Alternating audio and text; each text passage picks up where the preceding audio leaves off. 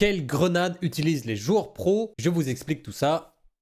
dans cette vidéo. Je vais vous parler des grenades et notamment les classer dans l'ordre commençant par la moins bonne jusqu'à la meilleure des grenades. Et on va commencer par la Thermite qui est tout simplement la moins bonne des grenades à un point que même plus personne ne la ramasse. Alors c'est pour plusieurs raisons. La première c'est que tout simplement elle ne fait pas assez de dégâts. Quand vous mettez une Thermite au sol et que vous passez dedans, vous allez prendre donc un tick, vous prenez seulement 25 de dégâts, ce qui se counter donc assez facilement en mettant tout simplement une cellule, puis 25 de dégâts c'est pas assez pour dissuader quelqu'un de vous push, ou c'est pas non plus assez pour entamer un push de votre côté. La deuxième raison, c'est qu'en plus de ne pas faire beaucoup de dégâts, elle est difficile à placer, puisque par exemple, si quelqu'un se trouve derrière une cover, pour que la Thermite, elle atteigne sa cible, il faut qu'elle soit placée au mètre près, ce qui n'est pas le cas des autres nades. Par exemple ici, si je veux toucher quelqu'un derrière cette cover, et ben il faut que la Thermite soit parfaitement alignée avec la cover, alors que si elle était un petit peu derrière, elle ne toucherait déjà plus sa cible, alors que par exemple une Arcstar, si je la mets derrière ou devant, ça changera pas grand chose, ça touchera quand même sa cible, et c'est pareil aussi pour la frag puisqu'il y a une zone d'effet dans laquelle la cible sera quand même touchée. En deuxième position, on va retrouver notamment l'Arcstar qui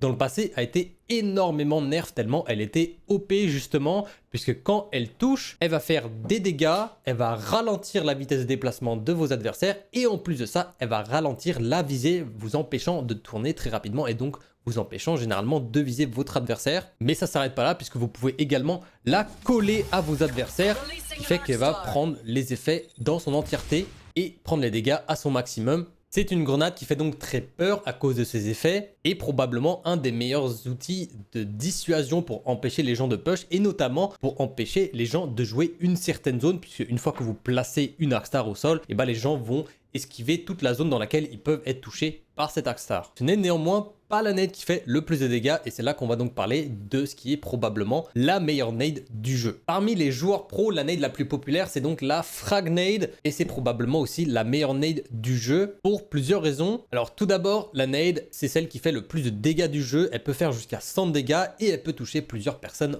en même temps, mais la partie la plus intéressante c'est que elle n'a pas vraiment de counterplay puisque quand vous lancez cette nade dans les airs et que vous attendez qu'elle retombe, et la nade elle va tout simplement exploser sur votre adversaire sans qu'il ait d'indicateur. Donc contrairement aux Arcstar et aux Thermite, votre adversaire, si vous utilisez bien vos frag nades, n'a aucun counterplay et donc vous avez 100 de dégâts gratuits à tous vos fights. Faites-moi savoir en commentaire quelle nade vous préférez et puis n'hésitez pas non plus à partager la vidéo avec vos potes qui ramassent encore des Thermites pour enfin les convaincre de arrêter d'en prendre. Et puis si la vidéo elle vous a été utile, n'oubliez pas de like la vidéo et de vous abonner pour plus de contenu de ce genre. Ça me soutient énormément, merci à vous et on se retrouve très bientôt pour une nouvelle vidéo.